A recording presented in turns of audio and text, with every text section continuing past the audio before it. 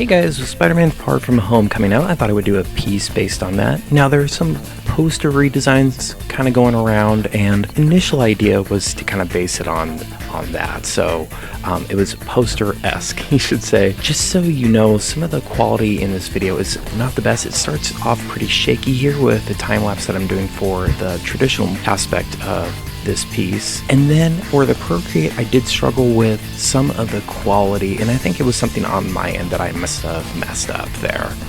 But just a heads up. Hopefully for future videos that will be resolved and it won't be a future problem. But as for the actual piece, what I started off doing is the Pentel Blue, which you can see, and then going over that with HB pencil.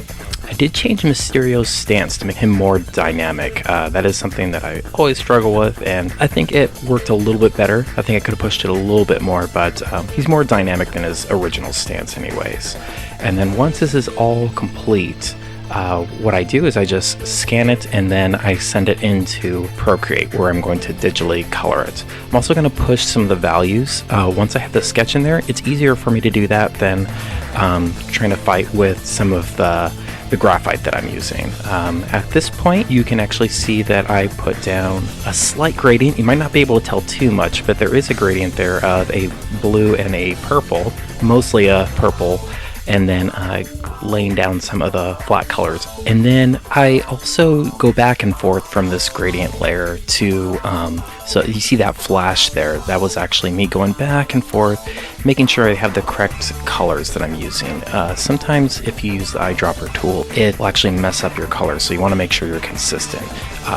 So I was trying to be consistent with those colors without the gradient there, because that's already going to add kind of a filter look to it. Also with the lighting in this, sometimes I would use the luminosity tool and try to change some things around using that. Sometimes it can come off a little synthetic though, so I actually used more transparent brushes to build up that brightness. So I would start with some of the colors and then add in some of the highlights, and then I would build this rim lighting around Spider-Man and around Mysterio there. There's a couple different lighting that we have. We have the green kind of like Illuminati signs by his hand, and then we also have some of these kind of turquoise colors that are coming off of his breastplate there and his gauntlets there as well. Another part that I really struggled with here was determining how dark I wanted the background and Spider-Man versus Mysterio and his cape. Something I run into a lot with this is because that suit is so dark, there's so many blacks in it, I need to have something that's going to pop it a little bit out. So I did add some more of the green clouds to kind of make Spider-Man pop just a little bit more. The next part that I really want to focus on is the background, and trying to figure out how dark I want to make that, because the characters are already pretty dark. It's supposed to be dark enough where you can see the lighting off of Mysterio's costume. I wanted that effect, so without making it too dark in the background, I want them to pop. I want to make sure that it feels kind of dark, but I don't want it to feel too light either in the background.